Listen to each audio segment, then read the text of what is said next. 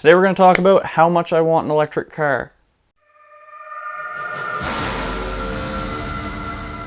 As you may know, the transport industry accounts for just about a quarter of greenhouse gas emissions. You know, the bad stuff.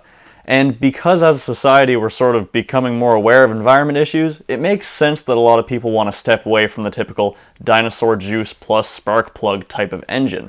And the auto industry has actually responded pretty well to that. Just last year, General Motors put down $8 billion for the research of EVs, which is professional talk for electric vehicles. Ford put down $11 billion as well. Things are looking pretty good. Volkswagen decided to make them look like bitches, and they put down $91 billion for the research and development of electric vehicles. It does not take an economist to figure out that this is becoming a pretty big deal. But unfortunately, Canada's slacking pretty hard. Electric vehicles were reported by Global News to make up about 3.5% of the new vehicles sold in Canada. But in British Columbia and Quebec, well, those numbers are 10% and 7% respectively. So what are they doing different? Last year, New York Senator Chuck Schumer released a plan for the advancement of electric vehicles in the United States, and it's got some good ideas in it. Among those ideas are incentives to actually get consumers to get an electric car to put in the driveway. And Canada, overall, is doing pretty bad with incentives.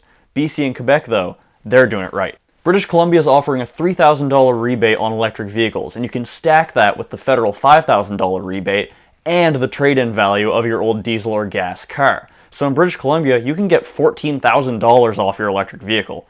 That's pretty good, especially considering their gas prices over there. They need the savings. I mean, look at that. Jeezless.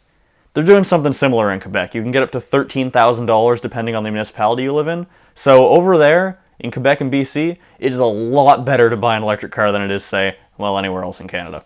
The sale of electric vehicles, though, doesn't just come down to incentives or the fact that gas costs an arm plus your first child plus 6 cases of Mountain Dew.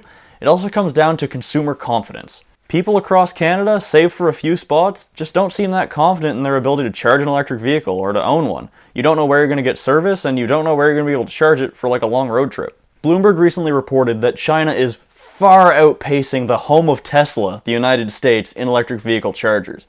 And that's no mistake. 45% of the world's investment in electric vehicles is going there.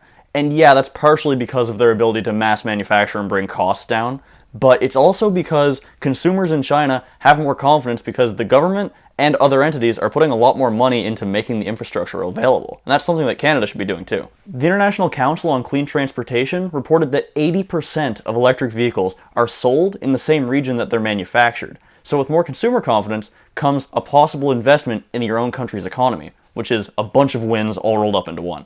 I'll give credit where credit's due. Petro-Canada and Volkswagen have come together and created Electrify Canada, which is a program where they're putting a lot of electric vehicle charging stations on major roads. And the same thing's happening in the Maritimes with Tesla and Irving. So there's some progress being made, but it's not quite enough to warrant a huge boost in sales across the country.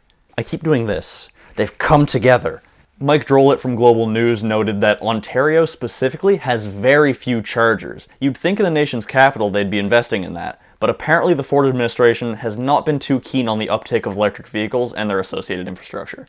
I can see why automakers would be hesitant to get involved with the auto market in Canada. After all, most major manufacturers have gotten at a dodge, if you know what I mean. Do they know what I mean? Ford and General Motors, for instance, have been laying off workers and closing assembly plants both here and in the United States for quite some time now, decades even. But we still have 125,000 workers and 8 major auto plants here, so we're still a player internationally. Let me temper my enthusiasm just a little bit.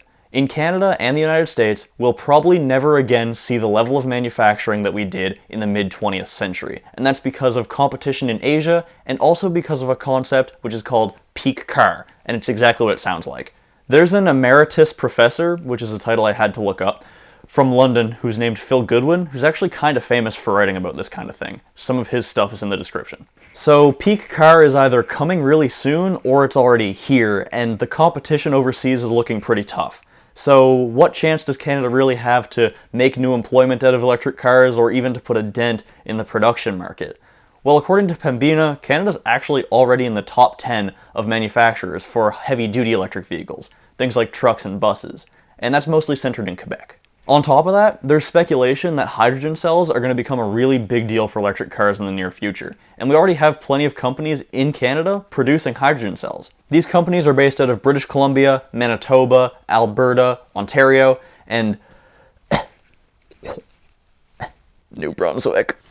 No matter how pessimistic you are about all of this, there's evidence that the auto industry, and especially the electric vehicle industry, still wants Canada involved. In 2018, General Motors opened a technical center that's going to be employing a bunch of Canadian engineers, which is kind of out of left field for General Motors, but still good news.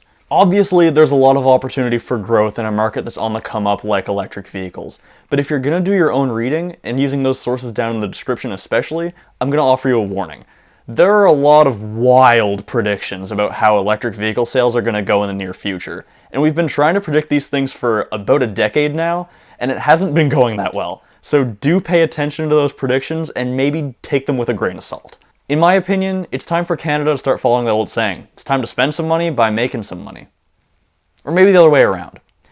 But let's remember that the environment should be our top priority here, and even if you're not a big fan of that whole believing in climate change thing, wouldn't it be nice to not breathe diesel fumes on a crowded city street or accidentally sniff gas? I'd never do that on purpose. But no matter where you stand on it, thanks for watching.